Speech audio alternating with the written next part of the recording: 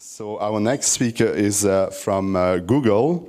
It is Renganathan Ramamurti. He's a product manager at Google, focused on moving open web media forward at Chrome Media. Previously, he worked at Amazon, on Amazon Thought, Amazon Gaming Technology, and at Siemens on cardiac imaging products and algorithm development in the medical imaging field. So please, I'd like to welcome Renganathan. So, hello everyone. Thank you for coming, and thank you for giving me an opportunity to speak here. This is my first time at the IMTC conference, and I'm pretty excited to be here. So for those who just went as to when I was being introduced to my name, I also go with an easier name. It's Pangu, and I hope that's easier to pronounce for most of you. So I'm a product manager at Google, and specifically within Google, I work in the Chrome division, and within Chrome, I look into video, being part of the Chrome Media Group. So at Chrome and Google at large, we care a lot about video, right? Within the Chrome Media team, we believe that video from the artistic sense, as a communication medium, and as a technology, is incredibly exciting. And the success of YouTube, and now with phones, the amount of tremendous innovation that's happening, like with Hangouts, with Wine, with Instagram video, and all these different things, we believe that video is still just scratching the surface in terms of reach, in terms of where it's heading. Specifically within the Chrome Media, we work across the entire stack, all the way, and the best way to think about it is in terms of three groupings. The first one is sort of the core algorithms of encoding and compression, also think of it as the codec world, in terms of how video should be handled as part of the browser, so in terms of the video stack itself, and then lastly in terms of how do you take advantage of the stack and the codecs in terms of the APIs into this particular technology stack. So that's sort of how we think about it. And over the next minutes, what I'm hoping to communicate are what we have learned because of this massive shift that's happening. In fact, I really wanted to change the title to Video on the Web is Changing Massively. So what I will sort of go through is, first, what did we learn as we were going through this process? A brief introduction to the technologies that we have provided in terms of how we actually tackle that. Give you a solid use case in terms of how some of the core technologies like codecs are improving things at the YouTube scale. And then finally, a sort of like a request for help to sort of participate in this process along with us. So let's start with this chart. I love this chart.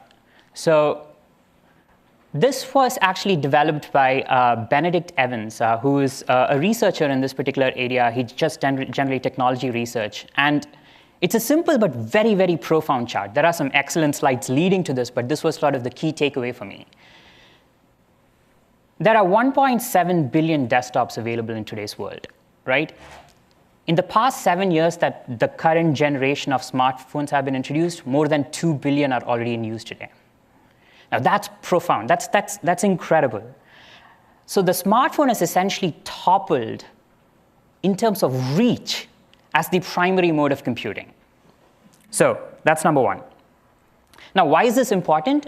The web is actually a layer on top of your computing platform, and as the computing platform changes, the web needs to adapt, and the web can adapt, and that's how video on the web will now be able to change as well. But this was the one that was even more profound for me. As mobile as a computing platform probably has the potential for the largest amount of reach a computing platform has ever seen. So in the next few years, they say that more than 3 billion people will come online for the first time through a mobile device. So in Google, we have this, we sort of say that follow the user and everything will just come along. So we spent a little bit of time as I was developing this. First, it was supposed to be a technical presentation, and then I completely changed my idea because as I was doing this, I realized that there is a lot of value when you follow the users and try and understand the users, the learnings that you give. And this is something that we internalized within Chrome Media, and I'm hoping to share here, which is, where are these 3 billion people coming from? Right? I mean, it's a mess of a chart, so I apologize because I had to take it from 2 different sources so that I can cite it. But that is a answer, right? The answer is emerging markets. Now, specifically, there is another duh answer when you say, OK, which emerging market? And you can say, OK, the BRIC countries. It's Brazil, Russia, India, and China. So what I did was I did a very simple math, which was here's the smartphone penetration. Here's the total amount of population in those countries. And you'll realize quickly that 2 billion of the 3 billion people who are going to come online are from these 4 countries. So, all right, BRIC. Now you'll realize that like China is actually one of those. It's a unicorn here. It's like it's got great penetration and the reach already. So that's kind of interesting. But within these countries, what is kind of exciting is that they are so different from the world where smartphones have been adopted today. So the cost of access, now, even before I go into cost of access, right? Like taking a quick look at the annual disposable income across these countries, the difference is staggering. It's like 2 to 3 orders of magnitude that we are talking about in terms of what people have as their annual disposable income. A person in India, on average, can spend $295 a year on everything possible to live. And we are talking about smartphone adoption. So let's go deeper. When you look at, so then I was like, OK, fine. Smartphones are coming. People are going to adopt. Can they actually use it, right? So I did a very simple math, which is like bandwidth per capita. We talk about GDP per capita. Let's talk about bandwidth per capita. And that's also, the difference is, it is far more important for us to appreciate, and it can be appreciated by people in this room, because the difference between 1.5 Mbps that is available to you and 10 Mbps that is available to you is the difference in terms of having a Skype call or not, or having a Google Hangouts call or not, or more importantly, watching a YouTube video or not. All right, so we've established that there is a huge amount of opportunity available, but things are very different, right? Now, along with this also comes, especially because we've gone through this phase, we realize that now it's not steady rate of 1.5 Mbps that you're going to get. The bandwidth is going to be fluctuating dramatically, so we need to adopt for that. And the applications now that run on top of this have to adopt for that. And what we want to try and do is try and help them as much as possible, because the usage, though, in terms of these countries is incredibly similar, which is the vegetable vendor in India, as soon as he gets his first smartphone or as soon as she gets his first smartphone, still watches a YouTube video at least a third of their time in a week. So, and what is even more exciting about that is that they behave in the same way to network conditions that people in the developed worlds do. So they have the same expectation that they still want to watch that rebuffer free, despite the fact that they only have 1.5 megabits per second, mostly because they have no clue that they're on 1.5 megabits per second. So I love this is another sort of staple chart that I always do whenever I talk to people within my group, which is Sandwine does this awesome biannual report, which is called the Global Internet Phenomenon, where I love this analysis, right? It's simple enough. Like, take the peak internet bandwidth, see what the composition is. And you'll realize that real-time entertainment classified as video and audio consumes more than 60% of your bandwidth. And that is, you can even associate, like, when you go deeper, they actually stark out saying that in countries where Netflix and YouTube are available, those two alone represent more than roughly 80 to 90% of that big red zone. And so this is specifically for North America, but what is incredibly exciting again is the fact that this composition doesn't significantly change across North America or developed markets versus these emerging economies. So video on the web has a huge potential here. So quick summarization. More than 3 billion people coming online, approximately 2 billion people coming from the BRIC countries with way lower disposable income and much lower bandwidth per capita, but consumption is incredibly similar, right? And video accounts for more than 60% of overall peak internet bandwidth. So that was a challenge. Like, as these people come online, how do we make sure that they are on the right on-ramp to get all the incredible advancements and all the incredible media and all the incredible things that are actually available on the internet and make it accessible to these people? And this is also sort of my call to action to this particular group, because within these walls are the people who can work together in order to make this happen. So there is a huge opportunity to make media work well for these people, but there are some requirements along these things, right? Like it needs to be incredibly scalable, these technologies across different screens. It needs to be accessible to that global audience. And it needs to be simple to develop, deploy, and update, because as you bring these people in, it's not that they want older technologies, and they've clearly shown that. And we want these technologies to quickly adapt to this innovation that's happening. So within the past 5 years, the amount of change that has happened on the video side, especially once video has become a standard, has been communication over video, right? Virtualization of applications over video, streaming across the web of applications, games.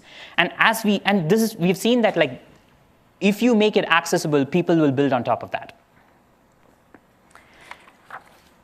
But as we went through this, we also had a slight realization, which was that if we, within Google, can focus on these people and make our stack accessible to these people, we can realize the benefits of that even on the top end, right?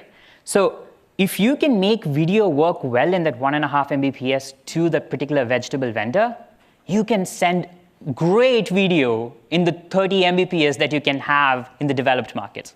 Well, maybe not 30 yet, but 10 Mbps. So at Google, we've kickstarted a few things, and we would love your help on this. So as we were thinking about how we should go about this, we sort of tried to come up with what it is exactly that we are trying to do. So given all the previous statements that I said, we tried to come up with, OK, what is it that we are trying to do for our users? And this is what we came up with, which was we want to develop and publish open video technologies that is both best available and royalty-free. And I'll explain the importance of three keywords there. The first one is open. Like within Chrome, we have a tremendous amount of respect for open. Like open works because of two things. We genuinely believe that working in the open keeps you honest. It allows you to gain speed. But most importantly, it allows you to work with smart people across the world who are trying to solve similar problems. So that's one part of it. So we decided, OK, so that's part of the reasons why when Google acquired the Onto Technologies. Am I over time? No. All right. I'm going to rush through a little bit. There have been some best available and royalty-free. I can combine those two. When you have $295 to spend on a device, it better be worth it. And most importantly, that device you cannot spend the $699 on a premium smartphone here. It needs to be sub $100. No, it needs to be like sub $50 if you want to, and still gain all the value that you get from the same premium smartphone. So that's incredibly important for us. Now, I want to take a quick break and say our mission explicitly is not be the sole owner of any proprietary technologies that the world could use, divide the world into two camps. We don't want a Google camp. We don't want an MP camp. We want to make the right decision for the right users. And we do not want to make it impossible living as a video technology researcher, right? That's not our thing. A quick thing. Vp9. How many of you here have heard of Vp9? All right, so I'm not going to go into details.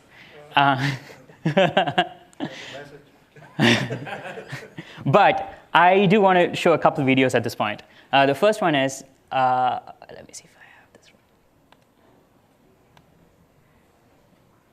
So this is a simple demo that I put together where I'm running 264 on the left and Vp9 on the right, if it works.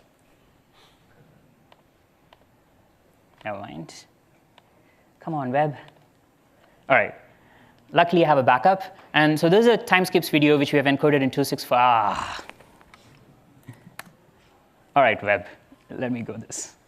See, we still have a lot more work to do, even in this network conditions. And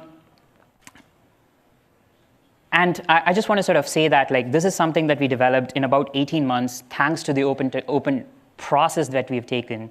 And more importantly, what we've done is also make sure that this particular technology is available for anyone to use.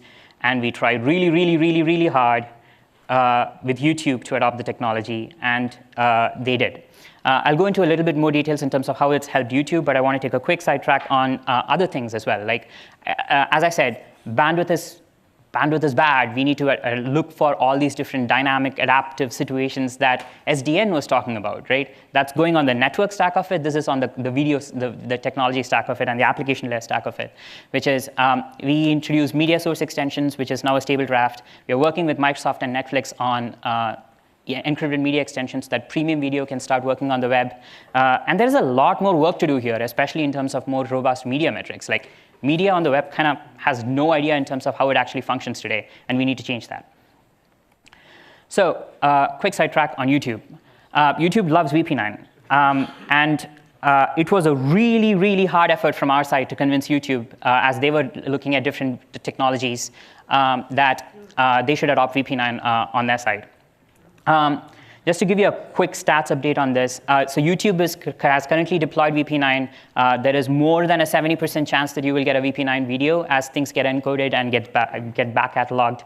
But 25% more HD worldwide is now being sent because they are able to use Vp9 and they're able to take advantage of compression. It's 15% faster to HD. But here's the thing that really that I'm superbly proud of. It's 50% less rebuffers in emerging markets, which means that the vegetable vendor in India can actually watch YouTube today, even if it is at 480p, but it's possible. And then, as I said, it helps the top end, so it allows 4K video streaming today in current bandwidth conditions. A brief allude to codecs are getting everywhere. Apps are getting virtualized, and they're using video technology to actually make it accessible across very, very low power systems, right? And a quick shout out to WebRTC. Like, more than 300 companies have deployed WebRTC technology today. Supposedly 1.7 billion devices by end of 2014, and even more exciting, 4 billion devices by 2018, which are going to be WebRTC enabled, and that is a superb communication platform. Again, works in the open, thanks to all the partners whom we are working with in order to make this happen.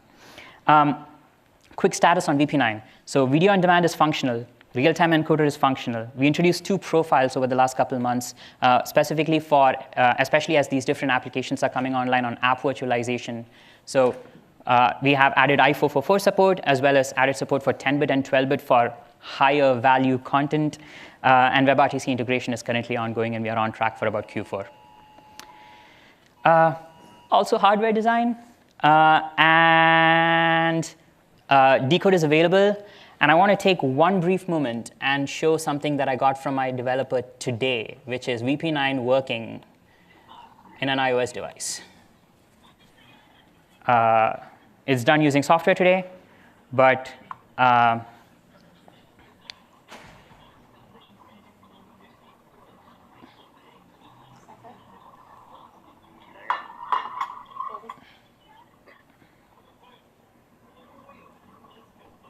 so that's the Intel trailer. I'll actually share the YouTube link along with the rest of the presentation, and you guys can watch it.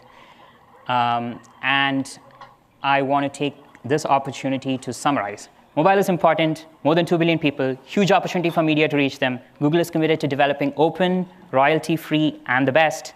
And we love you. We would welcome your contribution on webmproject.org and Chromium. Thank you. Sorry I took a longer time than I expected.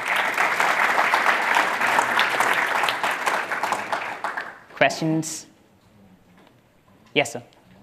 I have a question about the 50% reduction you're claiming. Yes. Is that something you can reproduce? So can you give me a configuration videos I can reproduce at 50%? Was it done in real time? So I have, can you share links about details about that comparison? So we are trying to get that published in terms of like how exactly did we measure this, and how can you reproduce that? The easiest way to do that though is actually just go watch YouTube on your crappy hotel Wi-Fi connection today. If you're getting a Vp9 video, there's a high possibility that you can stream 720p on your hotel connection today. Versus with 264, you may not be able to. Yes. How many devices are supporting Vp9 on iOS? None. But I ran through the slides, but 2015 has said the first set of hardware devices that are coming. Guru Pangu, I think that's how you want to be called, right? Just Pangu is fine. Pangu. Oh, yeah. okay. So, I mean, I completely agree that you know those next couple of billion people that are coming online on mobile devices cannot do it or will not do it on a high-end iPhone 6, right? So it's too expensive for them. So the cost needs to come down.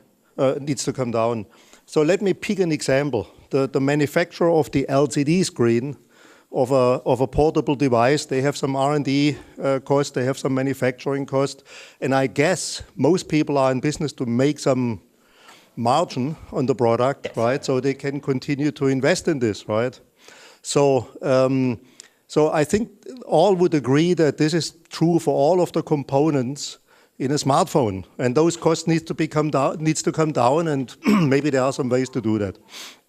The question I have is, why is Google maybe singling out codecs to be royalty-free? I mean, you might as well say, well, the screen manufacturer should give away their screens at no markup because, you know, they are not entitled to one. So I'm confused about the message.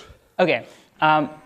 It is more of a philosophical question, unfortunately. But let me give you my posit, right?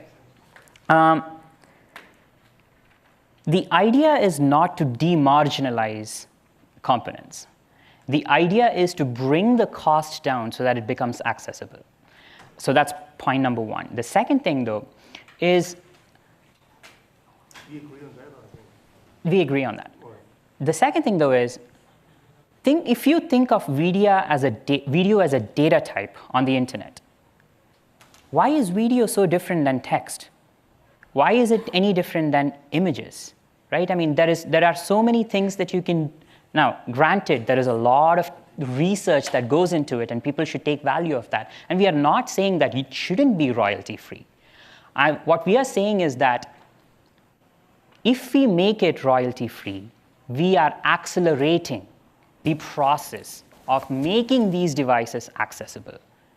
Now, if you can do that and contribute as part of that thing, we welcome that contribution. Now, we are not saying the other thing is wrong. Can I have a follow-up? Yes, I think so. I can repeat the question. The reality is the rich media world has been driving on. You singled out MPEG here as a kind of the enemy almost, right? No, not at all. No, but that's my impression anyhow. So, but you almost singled out. You kind of you are saying MPEG codecs are, you know, shouldn't be charging royalties, right? And the reality is those codecs have actually enabled where we are today, which is that 60% of the video of the traffic on the web is rich media. It's all MPEG traffic. If you look at Sandvine and their analysis, 95% of the traffic going over those networks is MPEG traffic. It's not Vp9 traffic.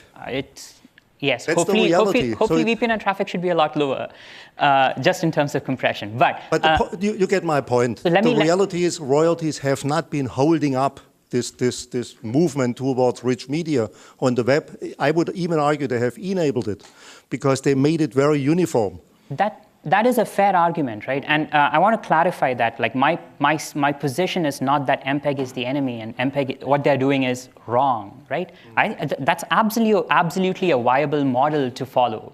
But we also believe there is merit and viability in following a different model as well.